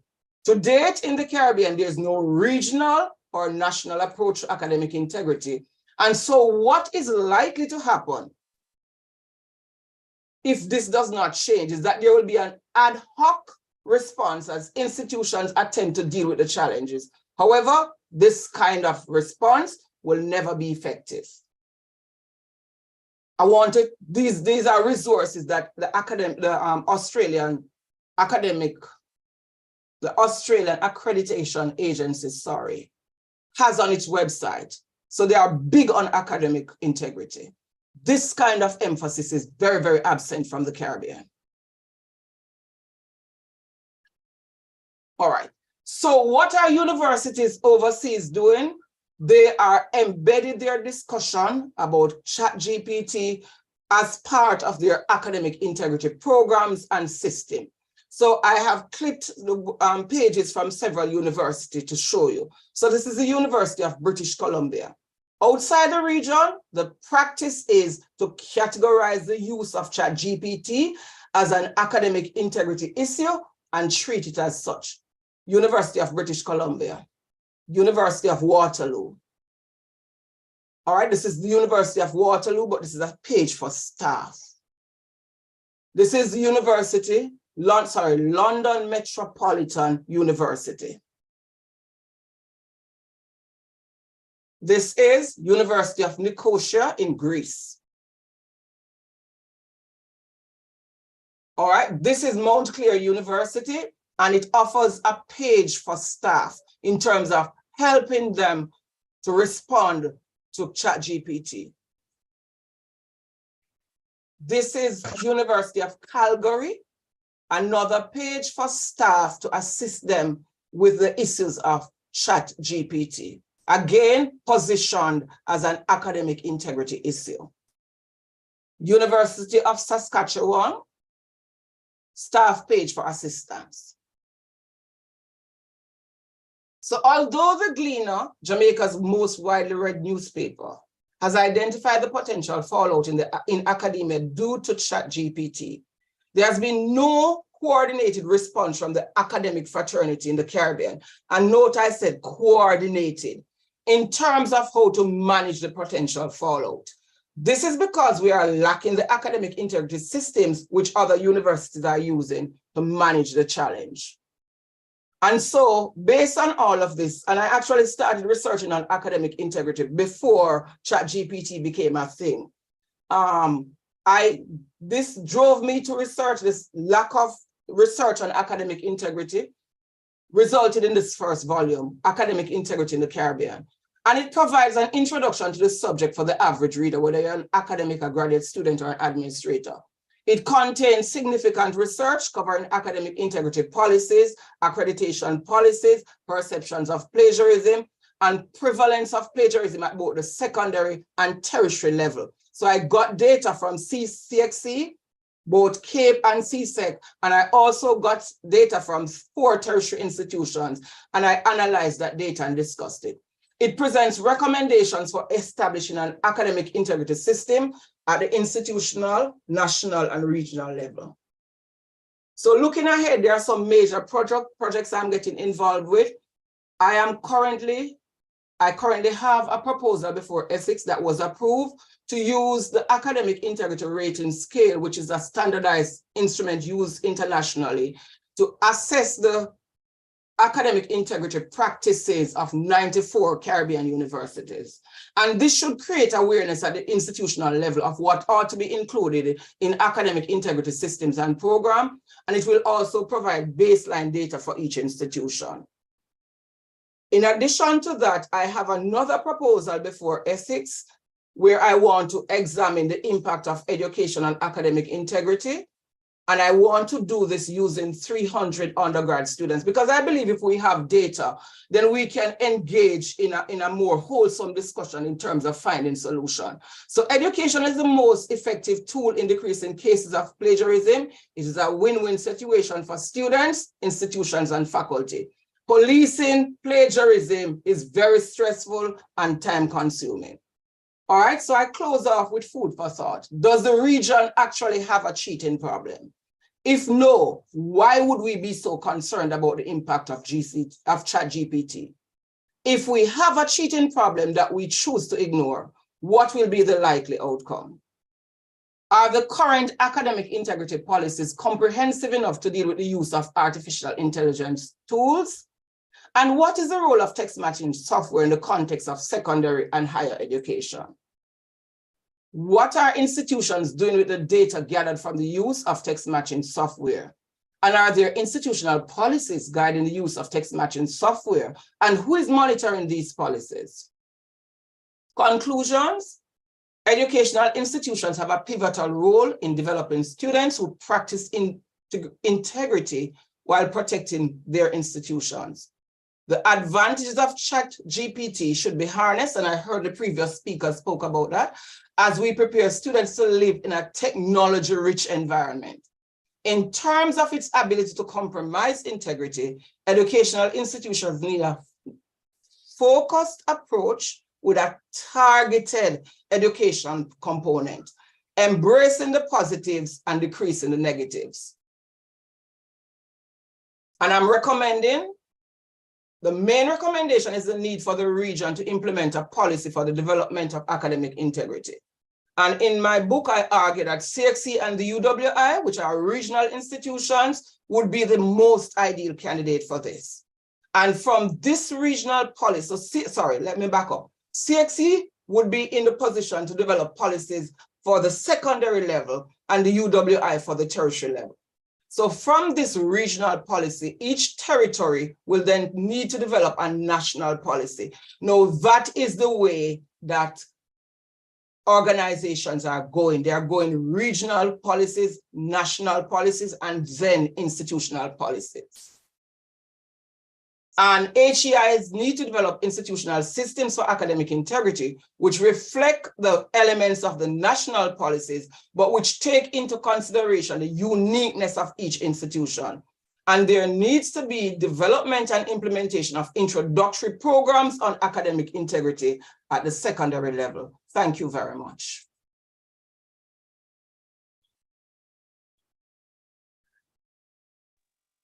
Thank you so much, Dr. Baker Gardner. I very much like the way that you have positioned the bigger problem of dealing with cheating. It's not specific to plagiarism, and that tends to be the focus in many of our institutions. And a part of that might come from how many students have been educated through our high school system. They sort of have to meet requirements of exams. If you produce the right answer, nobody challenges how you know that. And you might be able to amass enough points to pass. And so we get into this modality of simply thinking that whatever is put down on the paper, that's good enough. I don't necessarily need to comprehend. And the competencies sort of fall by the wayside. So yeah, I'm not surprised that we have this overemphasis on plagiarism.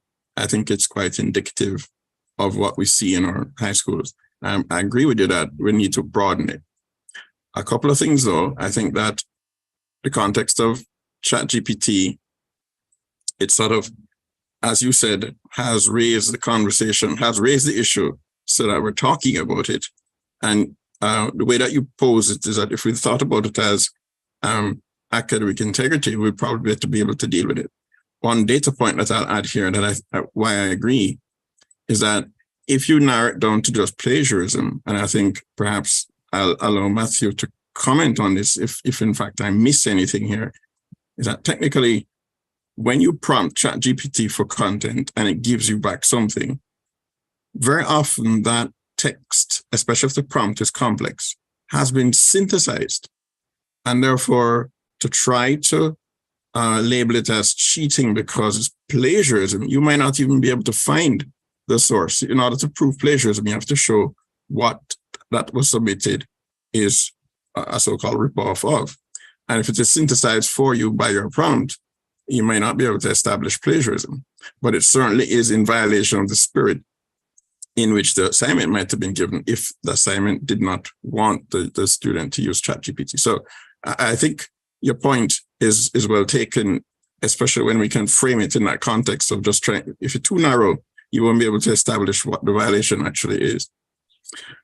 I don't know, Matthew, if you want to add anything to that in terms of what ChatGPT can do and in terms of whether it is fresh content, is plagiarism the right kind of tool to use to capture when students are violating?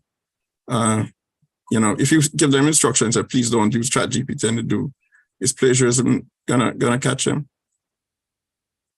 Yeah, there has been a lot of discussions around AI tools that can detect content written by ChatGPT and use of those tools. But honestly, in my opinion, I think trying to detect whether an AI wrote something or a human wrote something, I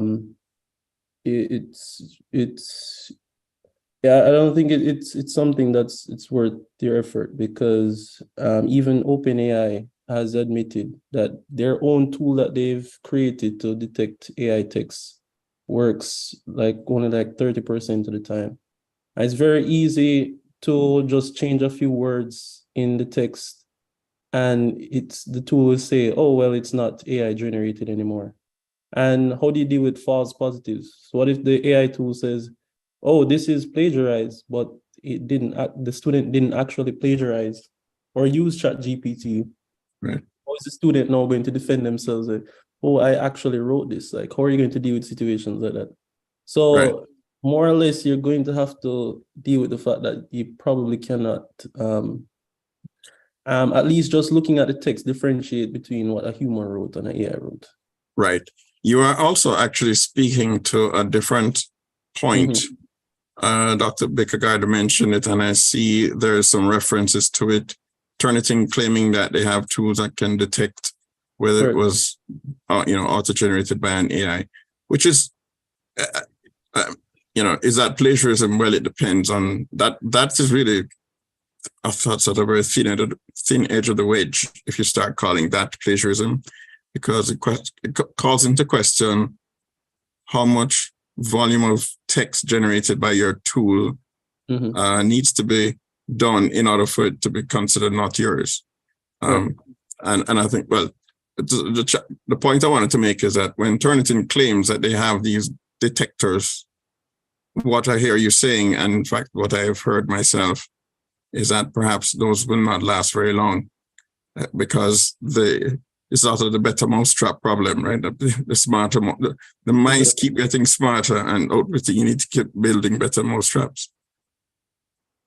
Yeah, that's the issue that we'll have, because as these AI detectors improve, so will the AI tools that generate the text. So even if you create a very good AI detector, tomorrow the generator will just get better and fool the AI detector. So trying to differentiate the human versus AI generated text is gonna be a very, very right. Dr. Baker-Gardner, if I may, on this point, given what you've heard, that it actually will be very hard to, if you want to claim plagiarism. So you're already saying we should move away from plagiarism. And you're hearing that it would be very difficult to reliably identify plagiarism, if indeed we want to call it that, when somebody turns in work generated by ChatGPT. How would you recommend that generalization, as you're suggesting, of looking at it from an academic integrity perspective? What are the salient points that you imagine such a successful policy being able to bring out that would make it different from this overemphasis on plagiarism at the moment? And in particular, how might that framing capture some of the things that we're talking about now? And as you spoke, what came to my mind is, if your entire class of computer students chose to use AI tomorrow to cheat on an assignment, can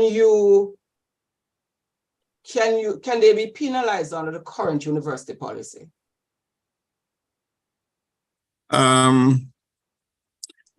Well, I say to my students, yes, no, I say to my students, because it depends, right?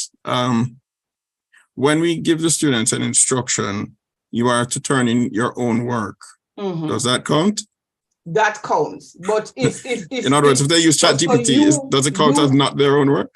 Right. So you would have set parameters for the assignment. Right. But in an instant where you didn't say that, somebody could pretty much sue UWI because the policy does not cover that. The current policy speaks to plagiarism, but how it speaks to plagiarism, it does not take into consideration the use of AI tools. So that's just an aside. So what I'm saying is that this is really a critical issue that we have to contend with. No, I agree with you. I'm asking for suggestions, if you have any at the moment, about how that might broaden, rather than also being so narrowly focused on plagiarism. How might it be tweaked? If you have ideas, I don't mean to put you on the spot. No, man, that's okay. But how might that be broadened so that it's not just so focused on plagiarism? Because as you're hearing, just even trying to be very strict on plagiarism certainly might completely miss the mark with students who are using ChatGPT, because you can't prove it. Right.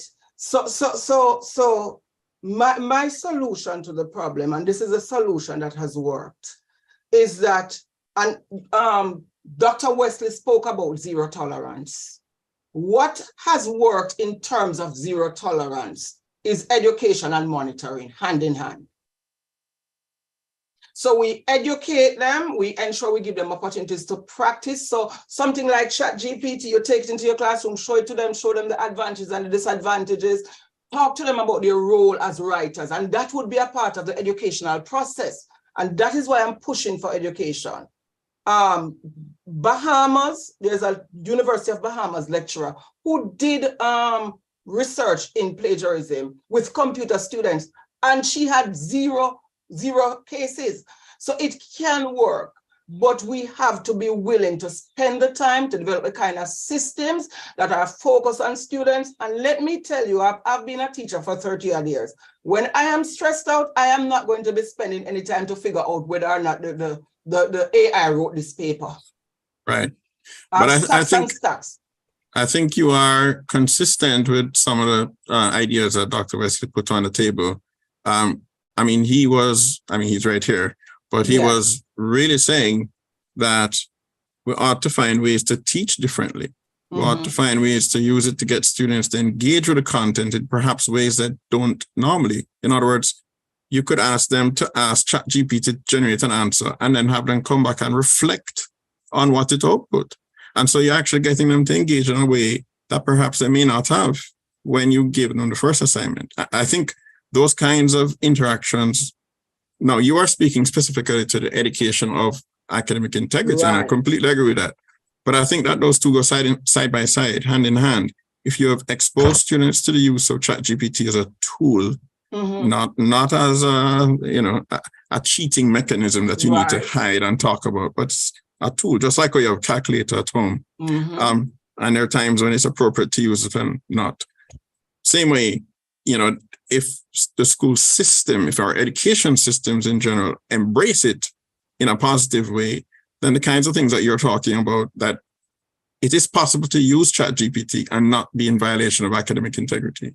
It is possible to not use it and still be in violation of academic integrity policy. Right. And I think, what I'm just trying to say is that I hear what you're saying sitting alongside what Dr. Wesley is saying. I don't actually see too much conflict there. No. I do hear you say teachers will have issues adjusting because they are stressed, but that's a separate problem. I agree. I completely agree. and that's why I am saying divorce academic integrity, teach, and I'm going to say this in two ways. Teach academic integrity by itself, then integrate it into the classroom. Because if we leave this to teachers to teach it while they teach their content, it might not get taught. Right. So ensure that there's some program that students must be involved in the learning about academic integrity and get the opportunities to practice. Teachers in the classroom need to ensure that what is taught over there is practiced over here. And we might also have to teach our teachers too. We have to be realistic. Absolutely. Absolutely. All right. I see a question from the feed. This one was directed to Dr. Miller. Well, let me just ask the serious question, because there was a joke about, are you going to offer a new course on prompt engineering? But the serious one, this is from Christopher Darrell, says, do you foresee learning prompts as another layer over programming, just like how Python wraps over lower level machine code?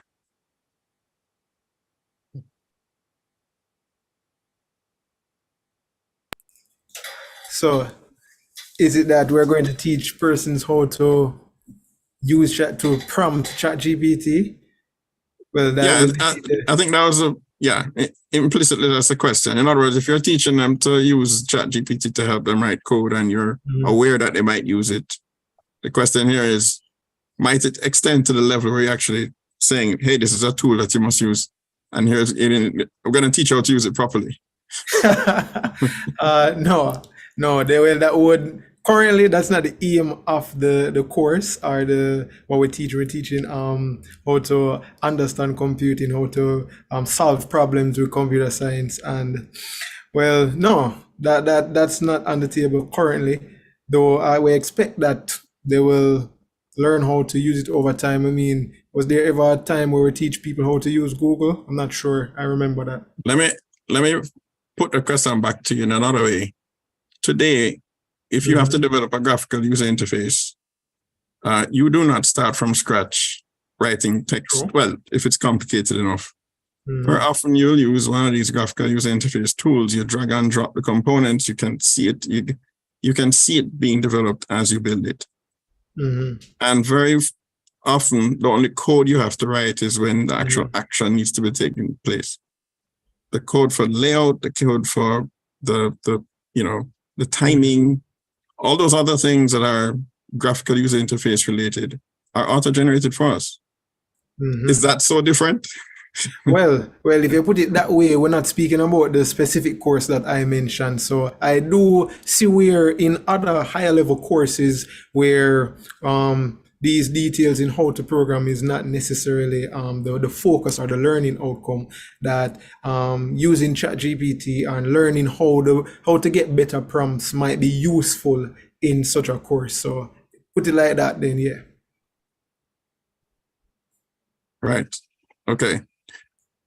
Well, okay, we've covered the academic integrity topic with ChatGPT. Let's see if this is a question. It's actually a comment. Craig Peru. Educators need to define the new knowledge worker practices LLMs will enable to define the new competencies workers, students will need redevelop courses to teach and assess appropriately. Dr. Wesley, I suspect that some of that is actually very much in line with what you were saying in your talk, that it's about redeveloping courses to teach and assess appropriately. So we have to change how we teach, change how we assess. We have to define the new competencies that we actually want our learners to graduate with. So it's not a question, but I'm going to put it to you because it was right up. It's in your wheelhouse. Anything you want to add? Because you've already said it, but perhaps people joined late and may not have heard. Well, no, I don't have much to add to what you have indicated there. Safe to say that we have to shift focus from content. Knowledge by itself will not create innovation. And the regurgitation of that knowledge. What creates innovation is the development of critical thinking in students. And if we continue to focus on content as the end all and be all, you're going to always have this plagiarism challenge. A student developing the ability to solve problems and displaying that in front of a teacher is quite different from somebody leaving to the confines of their home, writing a paper to turn it in. Hence, we have made the point about formative evaluation, because your assessment that will be utilized in formative evaluation. And it's going to be totally impossible, as pointed out earlier, for us to monitor every single student as to whether or not they are being academically correct in they produced. But certainly, it is the work of the educator to ensure that the competencies are acquired by those students. And our shift, therefore, should now be on those competencies and less so on what can be regurgitated, reproduced, because that's not the aim anymore. When a student walks into a workplace, because when a student walks into a workplace and the manager says, go and solve that problem, what the manager wants to see is the solution that addresses the concern the problem would have put to that organization. Whether that student goes to ChatGPT and gets some ideas, or go to Google and get some ideas, or go to their father, mother, anybody and get to the idea. Because the issue that we need, and perhaps this is even a fundamental principle that we need to inculcate within our students, it's not necessarily about more resourcing, but it's being resourceful. How do you utilize what is available to you to solve the problems you are now confronted with? And when we shift,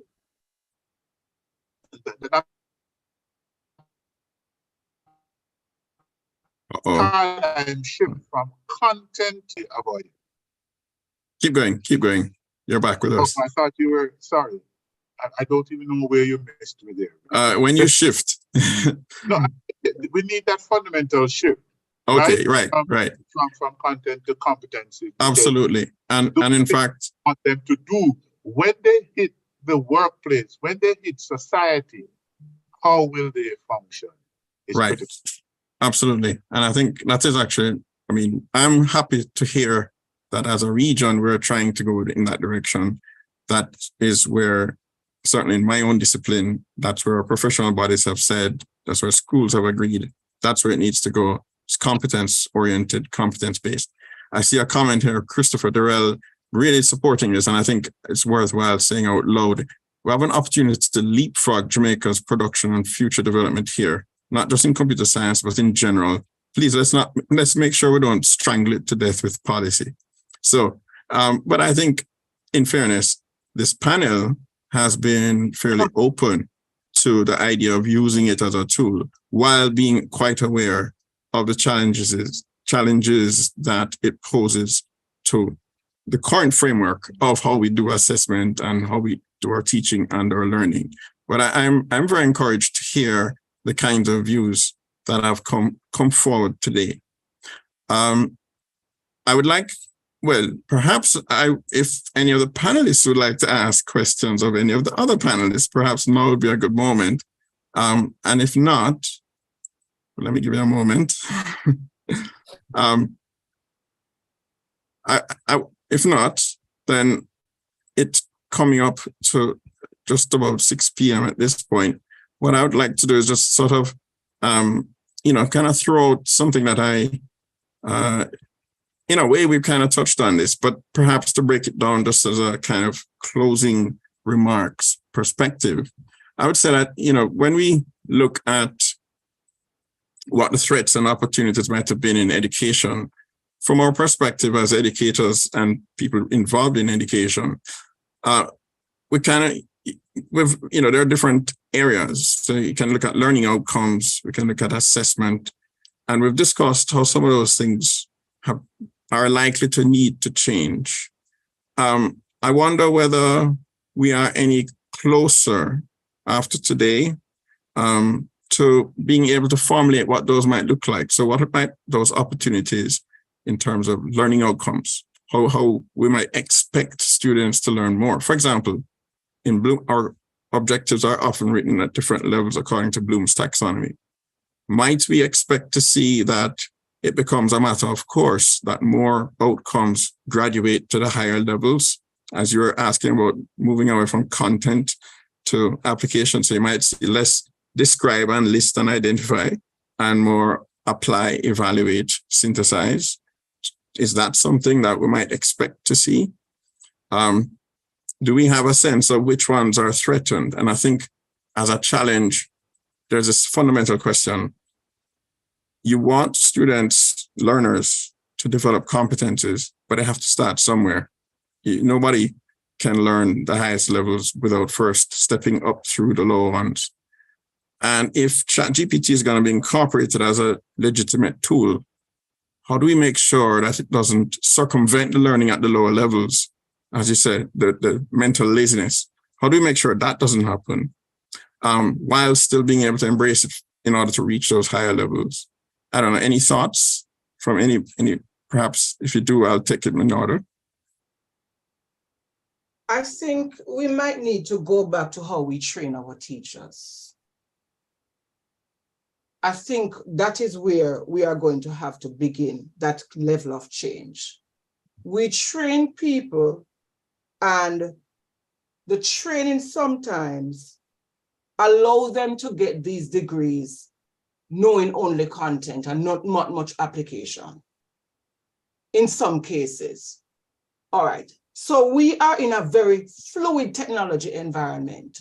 When we send teachers out of the teachers' colleges, because there are going to be some people on the field, we can't change their minds anymore. They are fixed in their ways and there's absolutely nothing we can do about them.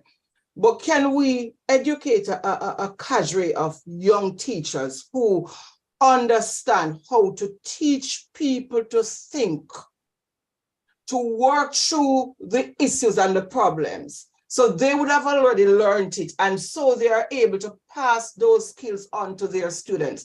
The reality is that the workplace does not need content anymore. We don't need to test content. If a student sits at work, the student can get all the content they need from the computer. That is like, by the way, content is becoming obsolete so fast that by the time some of those students leave college, what they would have learned is now outdated.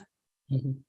So my thing is, can we involve our trainee teachers or those going into the teachers' colleges in the kind of learning that makes them so flexible, so ready to sap up knowledge, so critically on the edge in terms of how they think, that they are able to engage these students, because those authentic products will not come from teachers who think the regular way.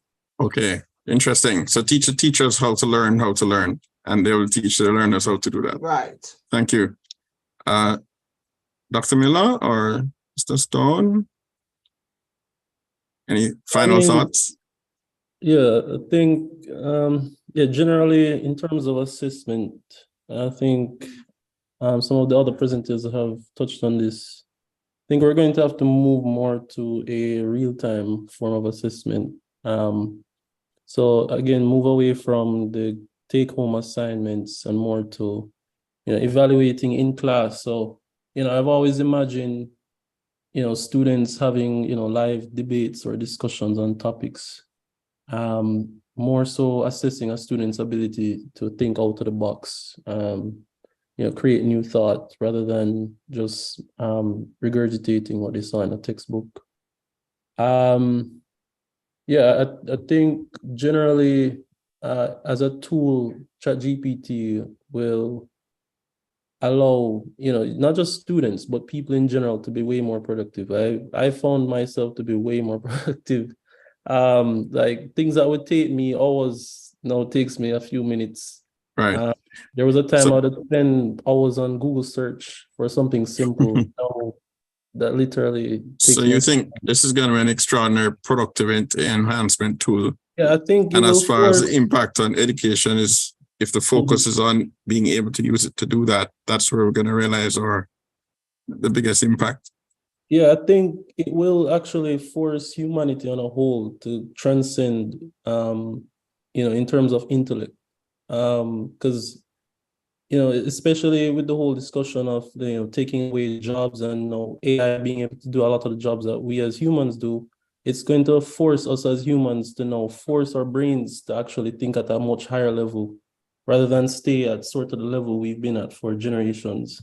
So Okay. it's actually going to force us as a species now to think more at a higher level rather than exactly compete. To get better Yeah, at exactly. thinking. Yeah, it's going to force us to get better as a species, really. Okay, I like that outlook. Yeah. Dr. Miller, you have any final words? Yeah, so as it relates to the current course discussion, as we reviewing the first year courses, we actually found the way how we do the labs in computing to be quite safe, because the way we do it is that persons come into the lab and they explain the code and we interrogate them about the code. So that seems to be the way to go in a large language model era, where persons can simply generate answers, because we see multiple times when persons come into the lab, if they actually just copied the code, when you interrogate them and ask them why did they do this, why did they do that, they don't know. And it's not like they will be able to interrogate ChatGPT on an infinite number of possible questions that we would ask. So that's definitely, so it's very interesting that we thought that to be safe, that type of assessment to be safe, and the others we actually looking into now. So yeah, I think that's the way to go as it relates to assessments. So real-time assessment of the purported competence that they're putting forward. Definitely. Okay, good.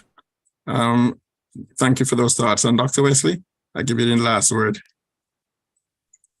Well, the last word from a regional perspective, given that we are in the regional space, one of the new reimagined philosophy that we have worked on, starting from our qualification management framework and CXC philosophy and assessment, we would have been giving consideration to a wide range of modalities to assess competencies, prior learning assessment, observations, whatever it is that is needed to demonstrate that students are operating at a particular level. We also recognize that given the fact that we learn as we go along, how do we re-engineer our qualifications to begin to take account for competencies acquired as you move through the education system, and the requisite flexibility for persons to be able to achieve a full qualification with this kind of new way of thinking. And then we are looking at a new assessment and validation framework, which will now provide some kind of guidance to schools right across the region, as Ruth pointed out earlier about CXC influencing what happens at the secondary level. How do we provide the standards that can be used across the region? Because anybody getting a grade 1, a grade 2, anywhere across the region, it must mean the same thing internationally, right? And that is not only dependent on content, that is dependent on the competencies students should have demonstrated in a variety of ways. And that is why we no longer just have a summative assessment of the student work, even though our CSEC and K is at the end. Our school-based assessment is so designed that as the students are progressing throughout the year, we are capturing the competencies they have acquired. So I fully concur that there will have to be some new policy shift in this regard to account for, I think somebody asked the question earlier about the intellectual copyright that will have to be considered as people use information, and to recognize that we must give credit where credit is due, but it's not that you can't use the information.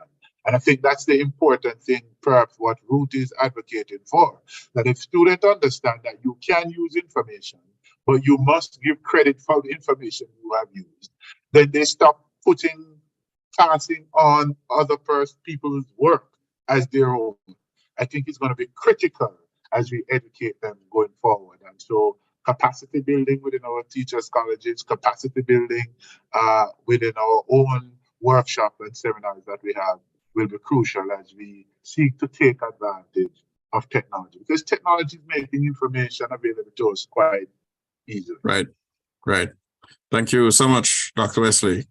Okay, so we've had a very productive conversation, very wonderful presentations. Thank you so much, presenters. Very informative.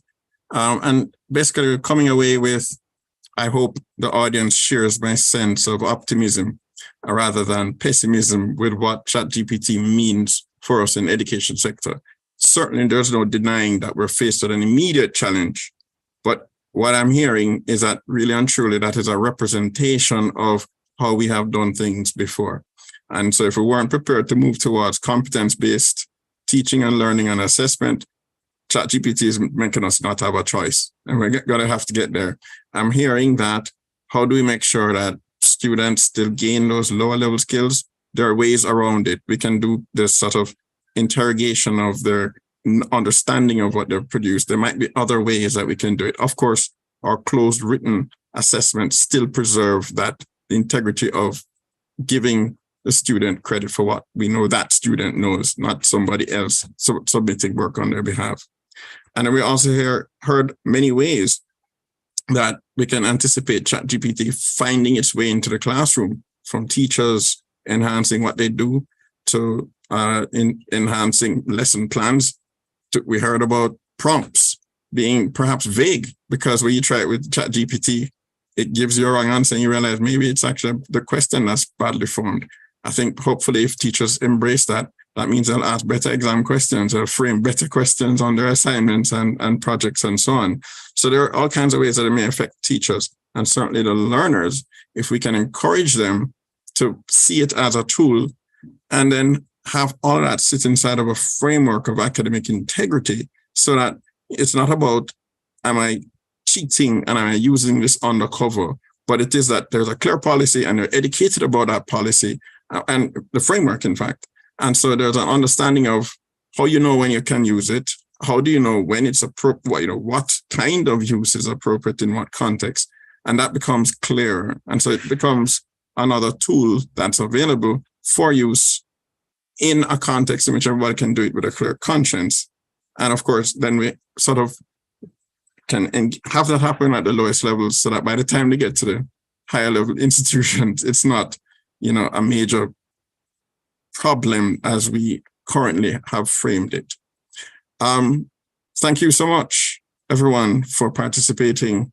Thank you, audience, for being with us. I hope it was fruitful and productive for you as well. I hope you all learned something this afternoon. Thanks again to our speakers. Good evening, all.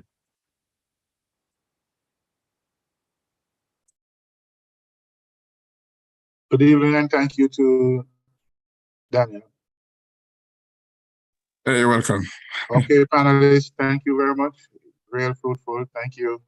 All right. Blessings, everybody. Bye. Blessings.